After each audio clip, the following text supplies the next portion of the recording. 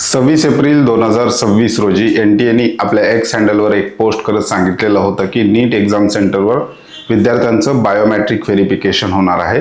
त्यानंतर विद्यार्थी पॅनिक झालेले होते. बऱ्याचशा विद्यार्थ्यांना प्रश्न पडला होता की आपलं बायोमेट्रिक व्हेरिफिकेशन त्या ठिकाणी होणार आहे का, त्याचबरोबर आपले बायोमेट्रिक त्या ठिकाणी अपडेट आहेत का, या संपूर्ण सिच्युएशनमधून विद्यार्थी जात होते.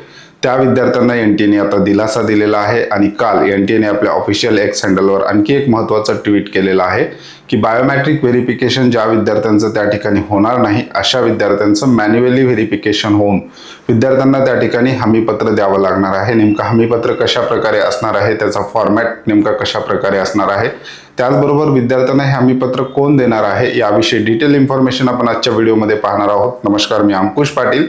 तुम्ही पाहताय श्री छत्रपती अकॅडमी पुणेचं यूट्यूब चॅनल. नीट UGचं ॲप्लिकेशन फॉर्म भरण्यापासून ते ॲडमिशन होईपर्यंतचे संपूर्ण महत्त्वाचे अपडेट्स तुम्हाला या यूट्यूब चॅनल मार्फत आम्ही तुमच्यापर्यंत पोहोचवत असतो. त्यामुळे चॅनलवर नवीन असाल तर अशाच माहितीपूर्ण व्हिडिओसाठी श्री छत्रपती अकॅडमी पुणेच्या यूट्यूब चॅनलला सबस्क्राईब करा.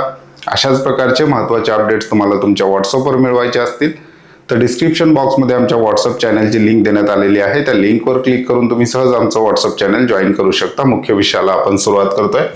नीट UG 2026 बायोमेट्रिक पडताळणी मार्गदर्शक तत्वे जे आहेत NTA आपल्या एक्स हँडलवरून त्या ठिकाणी जाहीर केलेले आहेत.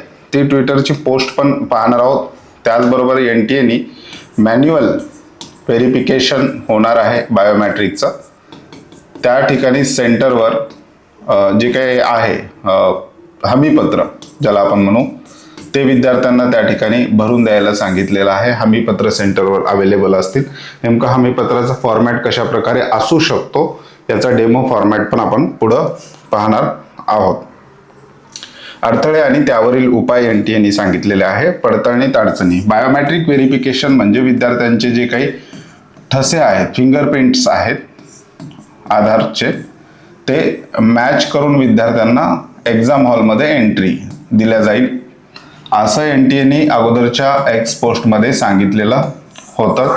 आणि विद्यार्थ्यांना आपले बायोमेट्रिक जे आहेत ते अपडेट करून घेण्याच्या सूचना त्या ठिकाणी केलेल्या होत्या. परंतु बऱ्याचशा विद्यार्थ्यांना हा प्रश्न पडलेला होता की एक्झाम काही दिवसावर आलेली आहे, आत्ता बायोमेट्रिक अपडेट करणं पुन्हा ते होतील का याविषयी सगळं संभ्रम निर्माण झाल्यानंतर NTA विद्यार्थ्यांना दिलासा दिलेला आहे आणि उपाय त्यावर सांगितलेला आहे.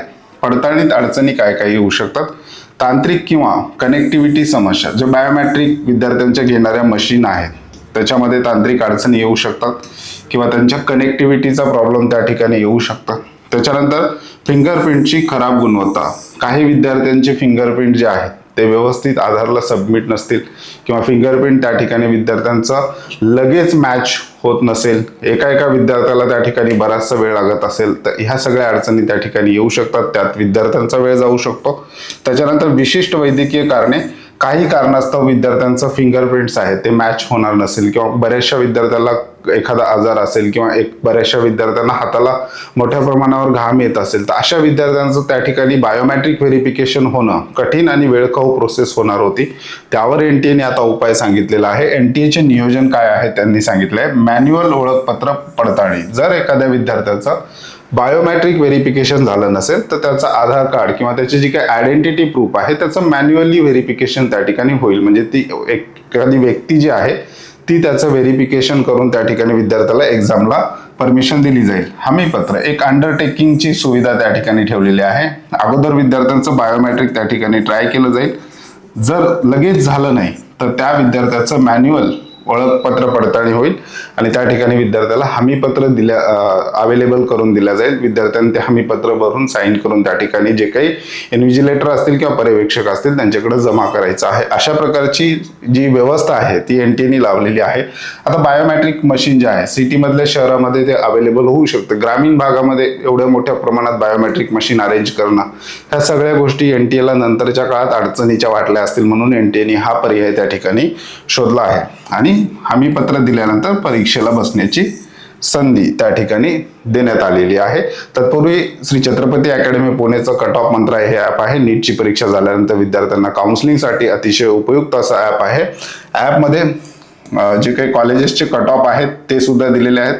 विद्यार्थ्याला मार्क्सनुसार कोणतं कॉलेज मिळू शकतं ते सुद्धा. त्याचबरोबर फी बुकलेटमध्ये कट ऑफचे सगळे बुकलेट जे आहेत ते तुम्हाला या ठिकाणी state quota, all India quota, other state अशाच प्रकारचे अपडेट तुम्हाला न्यूज सेक्शनमध्ये मिळतील. आपले रेग्युलर व्हिडिओ तुम्हाला या एकाच ठिकाणी मिळतील. त्याचबरोबर शासन निर्णय हे सुद्धा एक वेगळं फोल्डर आहे. विद्यार्थ्यांना लागणाऱ्या शासन निर्णय, विद्यार्थ्यांना लागू पडणाऱ्या योजना ह्या एकाच ठिकाणी विद्यार्थ्यांना या प्लॅटफॉर्मवर मिळेल. ॲपची लिंक डिस्क्रिप्शन बॉक्समध्ये देण्यात आलेली आहे.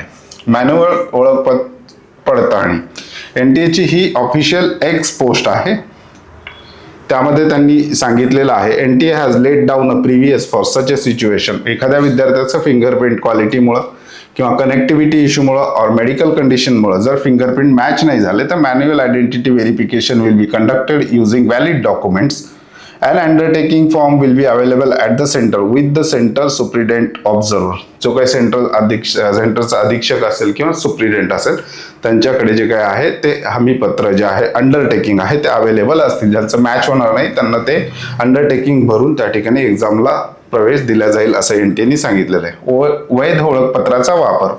जर बायोमेट्रिक मशीन काम करत नसेल तर तुमचे मूळ ओळखपत्र ओरिजिनल ID तपासून तुमची ओळख पटवली जाईल.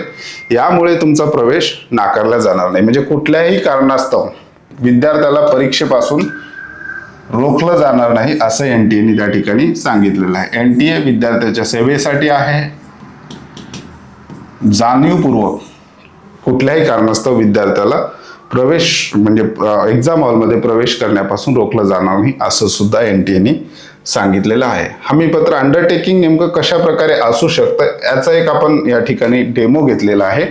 अगदीच असं असेल नाही असं नाही, परंतु अशा पद्धतीचं काहीतरी NTAचं हमीपत्र असेल. जर तुमचं बायोमेट्रिक व्हेरिफिकेशन जे आहे ते मॅच नाही झालं तर अशा प्रकारचं self declaration oblique undertaking for biometric failure अशा प्रकारे candidate name, roll number, application number, father name आणि या ठिकाणी बायोमेट्रिक व्हेरिफिकेशन झालं नसल्यामुळे ते undertaking, candidate signature, candidate left hand thumb impression कदाचित या अंडरटेकिंगवर NTA त्या ठिकाणी घेऊ शकते. अशा प्रकारचं अंडरटेकिंग अगदी असंच नाही, हा एक डेमो फॉर्मॅट आहे जो आपण बनवलेला आहे.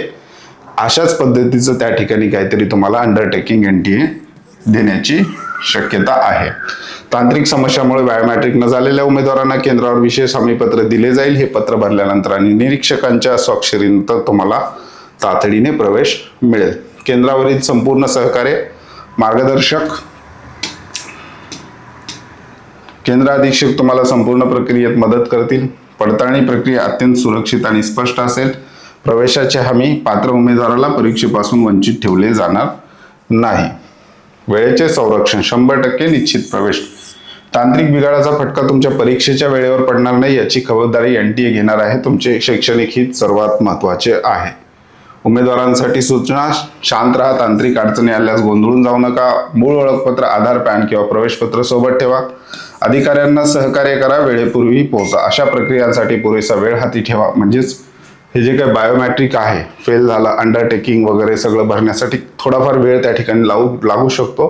हा वेळ कन्सिडर करूनच एक्झाम सेंटरवर जे आहे ते विद्यार्थ्यांनी अगोदर पोहोचायचं आहे. आपली एंट्री जी आहे एक्झामच्या आधी त्या ठिकाणी झाली पाहिजे. गेट क्लोजिंग टाइम पर्यंत सुद्धा विद्यार्थ्यांनी त्या ठिकाणी वेट करू नये. त्याच्या आधीच एक्झाम पर्यंत विद्यार्थी पोहोचण्याचा त्या ठिकाणी प्रयत्न करा, कारण ह्या सगळ्या गोष्टी त्या ठिकाणी होताना गोंधळ उडू शकतो. आवश्यक कागदपत्रांची यादी सोबत ठेवा. त्याचबरोबर पडताळणी प्रक्रियेचा प्रभाव कशा प्रकारे असणार आहे. पायरी 1 बायोमेट्रिक चाचणी तुमच्या आधी केली जाईल. पायरी 2 जर तुमचं बायोमेट्रिक व्हेरीफाय झाला तर तुम्हाला पुढची प्रोसेस करण्याची काही गरज नाही. तुम्हाला डायरेक्ट एक्झाम हॉलमध्ये प्रवेश दिला जाईल. आणि समजा तुमचं बायोमेट्रिक फेल झाला तर तुम्हाला स्टेप 2 कडे जावं लागेल, मॅन्युअल तपासणी. जर तुमच्या बायोमेट्रिकला अडथळा आल्यास स्टेप 3 हमीपत्रावर तुम्हाला स्वाक्षरी करावं लागेल. स्टेप 4 मग तुम्हाला एक्झाम हॉलमध्ये त्या ठिकाणी प्रवेश दिला जाईल. अशा प्रकारे जनरली स्टेप त्या ठिकाणी एक्झाम सेंटरवर असू शकतात. काही शंका असल्यास याविषयी तुम्ही कमेंट बॉक्समध्ये त्या ठिकाणी विचारू शकता. त्याची उत्तरं देण्याचा आपण त्या ठिकाणी प्रयत्न करणार आहोत. एकदम रिलॅक्स माइंडनी, शांत माइंडनी विद्यार्थ्यांनी एक्झामला त्या ठिकाणी फेस करायचं आहे. कुठल्याही कारणास्तव NTA जर विद्यार्थ्याकडे सगळे डॉक्युमेंट एकदम व्हॅलिड असतील तर कुठल्याही विद्यार्थ्याचा त्या ठिकाणी एक्झाम हॉलमधला प्रवेश NTA त्या ठिकाणी नाकारत नाही. हे जे काही महत्त्वाचे अपडेट्स आहेत त्यासाठी छत्रपती अकॅडमी पुणेच्या यूट्यूब चॅनलच्या टचमध्ये राहा. त्याचबरोबर आपलं ऑनलाईन ॲप्लिकेशन सुद्धा डाउनलोड करू शकता. त्याही ठिकाणी तुम्हाला सगळे अपडेट नोटिफिकेशन वेळोवेळी, परीक्षाच नाही तर परीक्षा झाल्यानंतर सुद्धा काउन्सिलिंग प्रक्रियेचे अपडेट तुम्हाला त्या ठिकाणी मिळणार आहे. तुर्तास आजच्या व्हिडिओमध्ये आपण इथेच थांबतोय. पुन्हा भेटूयात आणखी एका नव्या आणि माहितीपूर्ण व्हिडिओमध्ये. धन्यवाद.